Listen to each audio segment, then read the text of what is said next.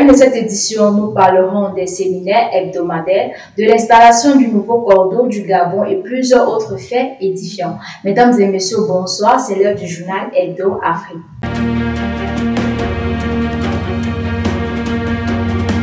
C'est un plaisir renouvelé de vous retrouver dans ce nouveau numéro des faits qui ont marqué la vie de l'Église. Nous ouvrons ce journal avec les séminaires de la semaine. En guise d'action de grâce, pasteurs et prédicateurs se sont encore activés cette semaine à la tâche. Mobilisés autour d'un seul objectif et le salut des âmes, les vaillants soldats ont rempli leur ordre de mission contre vents et marées. Les images qui suivent en disent long.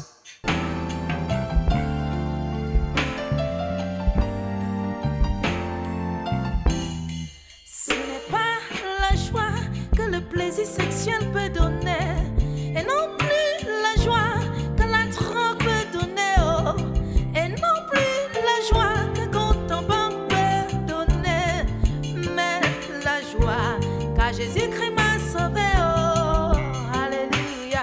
Oui, j'ai la joie dans mon cœur, alléluia. Oui, j'ai la joie dans mon cœur, oh, oh, oh, oh, oui, j'ai la paix dans mon cœur car Jésus-Christ m'a sauvé.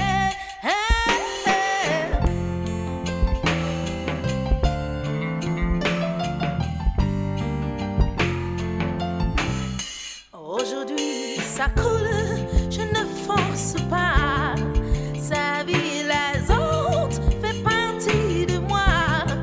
Annoncer l'évangile fait aujourd'hui ma joie, car la nouvelle naissance a tout changé en moi.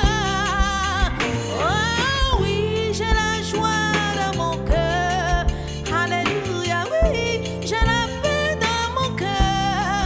Oh oui, j'ai la paix, car Jésus-Christ m'a sauvé.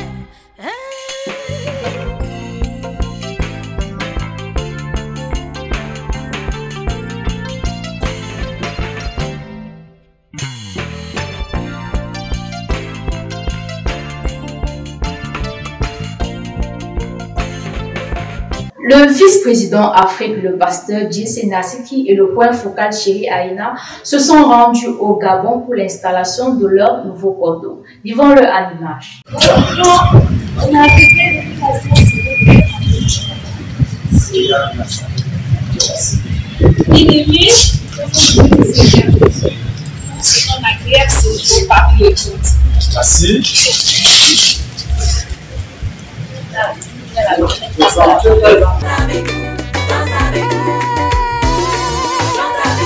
La joie d'avoir compris le salut, la joie d'être parmi les élus. Le département des arts et de la culture en travail. Une réunion avec les délégués district Arts et Culture Cameroun s'est tenue dans le district du littoral comme le démontrent ces images. Chante avec moi, danse avec moi. Je suis sauvé. Pas de volonté. Oui, je viens de chanter avec la voix qu'il m'a donnée. Maintenant je sais, je n'en ne perds pas. Qu'est-ce qui lui a été donné du ciel? Le samedi 21 janvier 2022, la responsable Afrique de la communication, Esther Assine, a tenu une réunion très enrichissante sur le rôle de la communication dans l'Église avec les communicants du Benin Life World Mission venus de plusieurs localités, telles Atlantique, Nord, Centre et Ouest. Suivons. Vous savez ce que je dis, l'évangile dans 37 pays. Vous voyez les gens comme le pasteur Chris, les types de choix. Lui, il avait une seule église.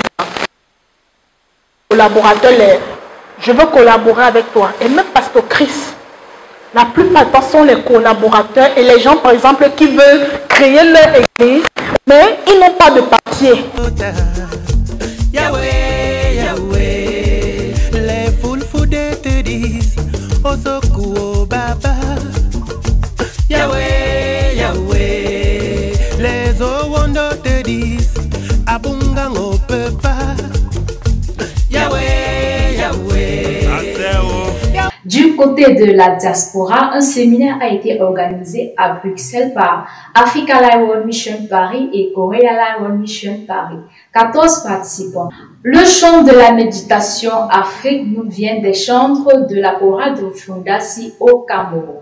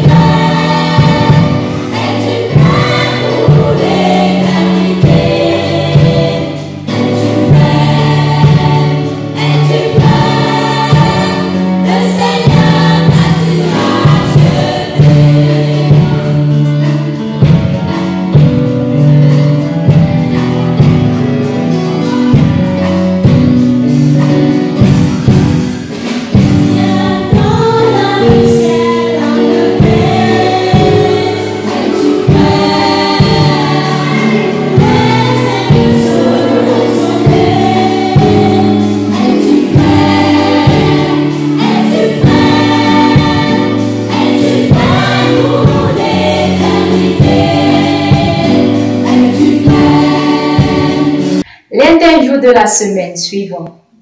Bonsoir, Pasteur Ekani. Bonsoir. Bienvenue sur le plateau d'Adassa Production. C'est un réel plaisir pour moi d'être sur votre plateau.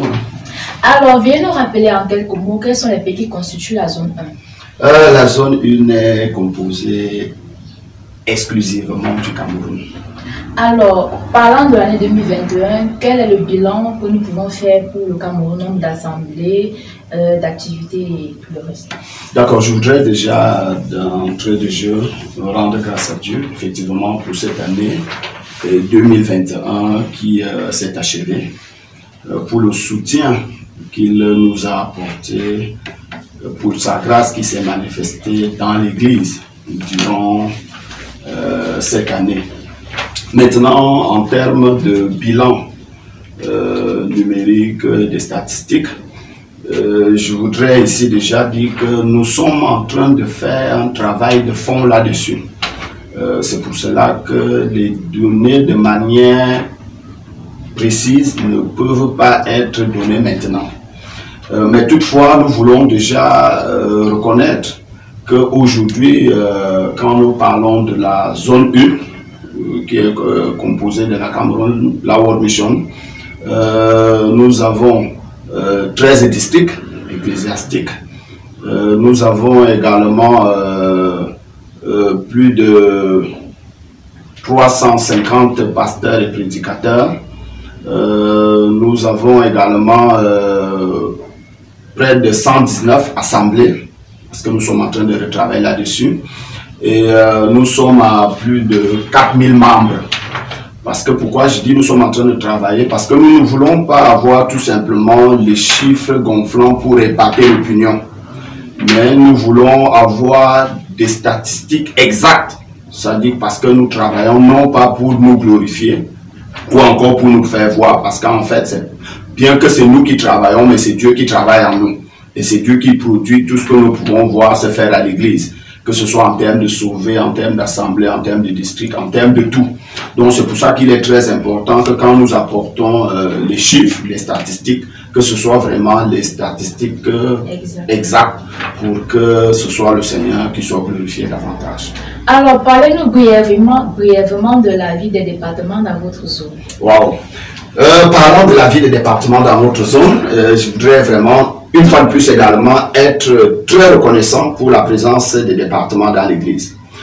Plus qu'aujourd'hui, nous pouvons apprécier le bienfait et le rôle que ces départements jouent dans l'Église, qui nous aide davantage en tant que prédicateur, en tant que pasteur, de nous libérer et de pouvoir vaguer naturellement et librement à la prière et à la prédication.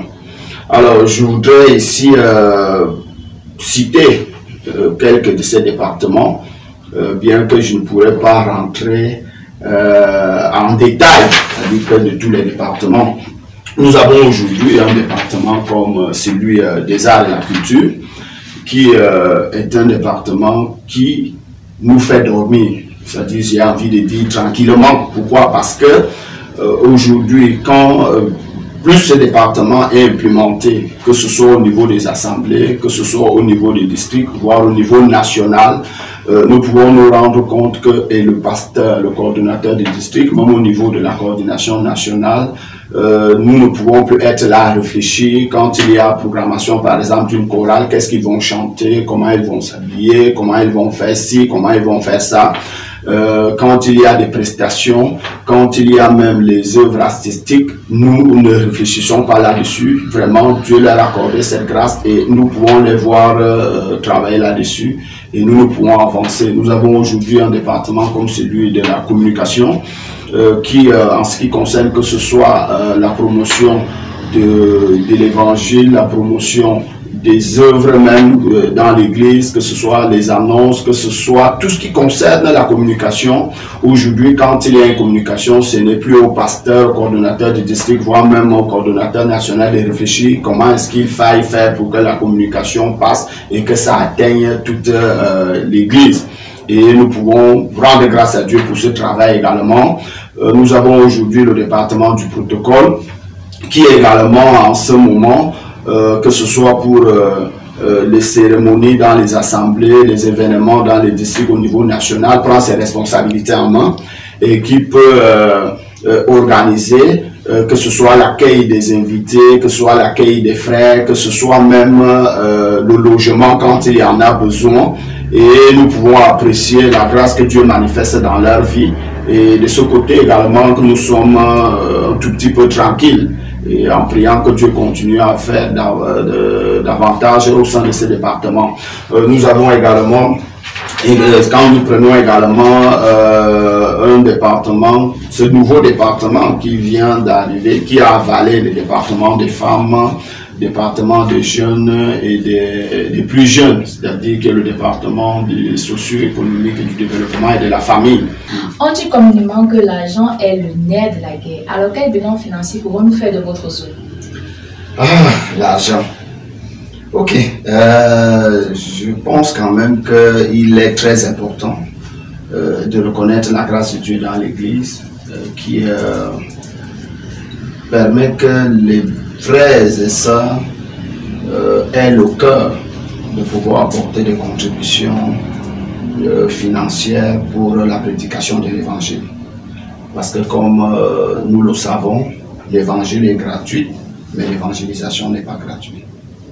Alors, de manière brève, cette année, nous pouvons nous rendre compte que ce que Dieu a permis que nous puissions avoir et que nous puissions dépenser pour l'Évangile au Cameroun, via les rapports qui nous viennent des assemblées, des districts, tourne autour de 77 millions et plus. Et cet argent, il est venu d'ailleurs que des membres de la communauté, des frères et sœurs dans l'église, à qui Dieu a accordé la grâce de pouvoir donner. Pourquoi? Parce que donner dans l'œuvre de Dieu, c'est aussi une grâce.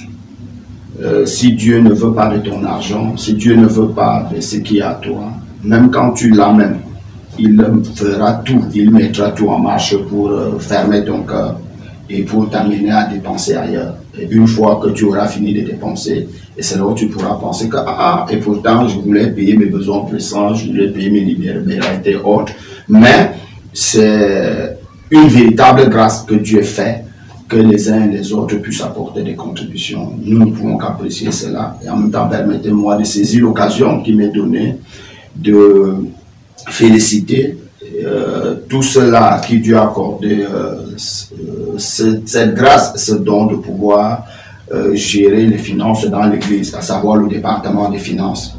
Parce que, peut-être qu'on ne le sait pas souvent, il est plus facile de gérer son propre argent que de gérer l'argent de l'Église. Mais nous pouvons voir jusqu'à ce jour la grâce que Dieu fait sur eux, la crainte qu'il met dans leur cœur, l'intégrité et les rapports de manière fiable qui nous parviennent. Et nous ne pouvons qu'apprécier le Seigneur pour cela. Alors, des projections pour l'année 2022? Oui, les projections pour l'année 2022. La première projection n'est autre chose que prêcher l'Évangile, puisque c'est la raison pour laquelle nous sommes encore en vie sur la terre. Nous voulons que Dieu nous accorde la grâce de prêcher davantage l'Évangile, que ce soit au travers des séminaires en assemblée, au travers des séminaires dans les districts, au travers des grands séminaires qui sont organisés. Et l'autre projection est également c'est ce chantier sur lequel Dieu nous a permis d'entrer en 2022, c'est de pouvoir stabiliser les assemblées. Vous savez, l'assemblée est la cellule de base.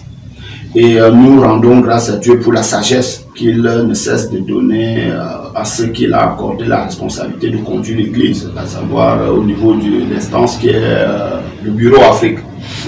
Aujourd'hui, nous avons mis sur pied ce que nous avons appelé au sein des assemblées les CPPA, qui veut tout simplement dire la communion des pasteurs et des prédicateurs de l'assemblée.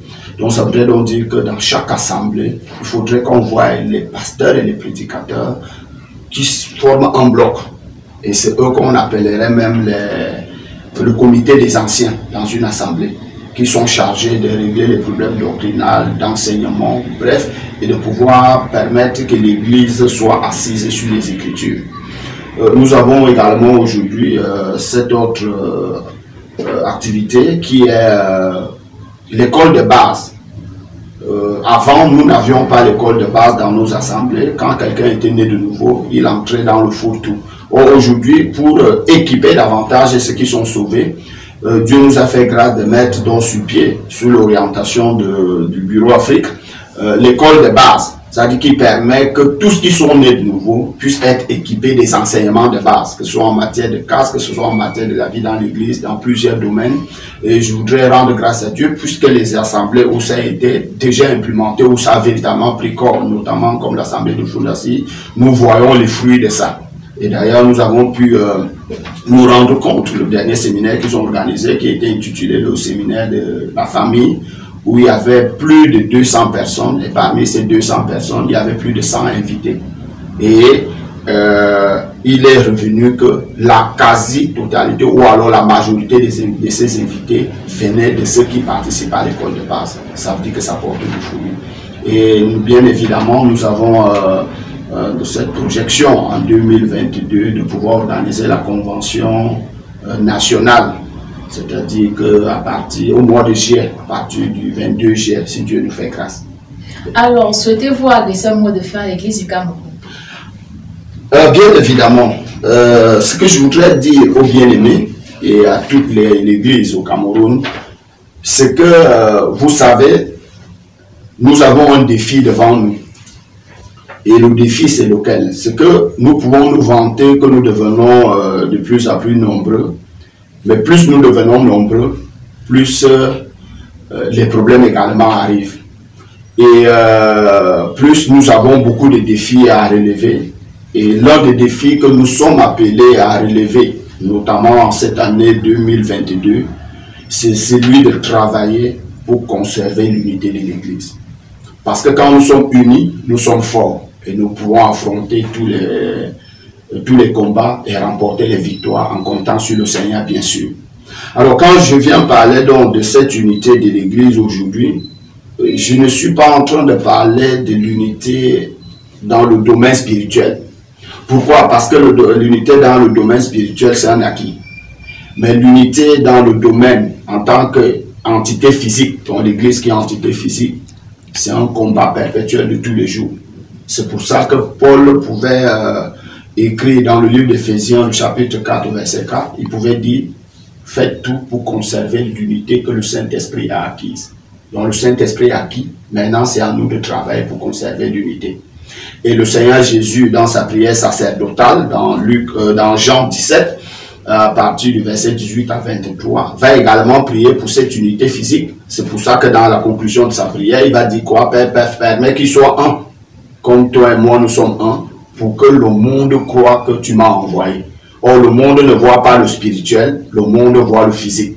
C'est-à-dire quand le monde va nous voir fonctionner étant unis et marchant d'un même pas, ayant les mêmes pensées et regardant dans une même direction, alors là, ils verront que nous sommes davantage un peuple spécial. Ça, c'est ça. Alors, est-ce que dire donc que nous sommes appelés à conserver l'unité, à combattre pour l'unité, voudrait dire qu'on n'aurait pas de divergence? Que non.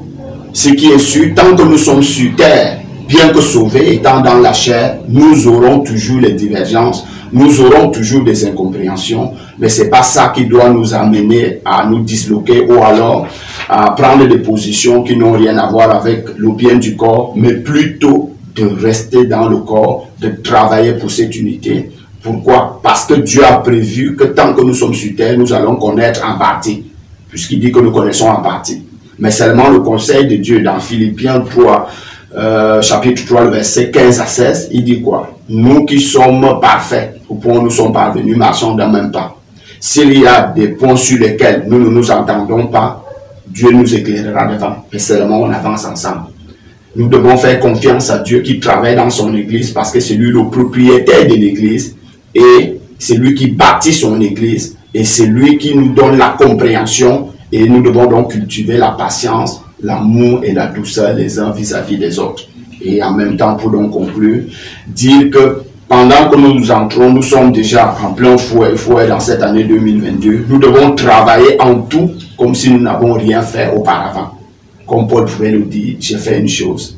Je ne regarde pas ce qui est en arrière, mais je cours en regardant en avant pour remporter le prix.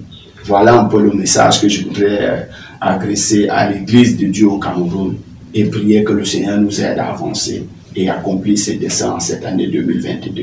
Nous sommes parvenus à la fin de cette édition. Vous pouvez nous suivre sur notre page Facebook Africa Live World Mission et YouTube Adassa Production. À lundi prochain.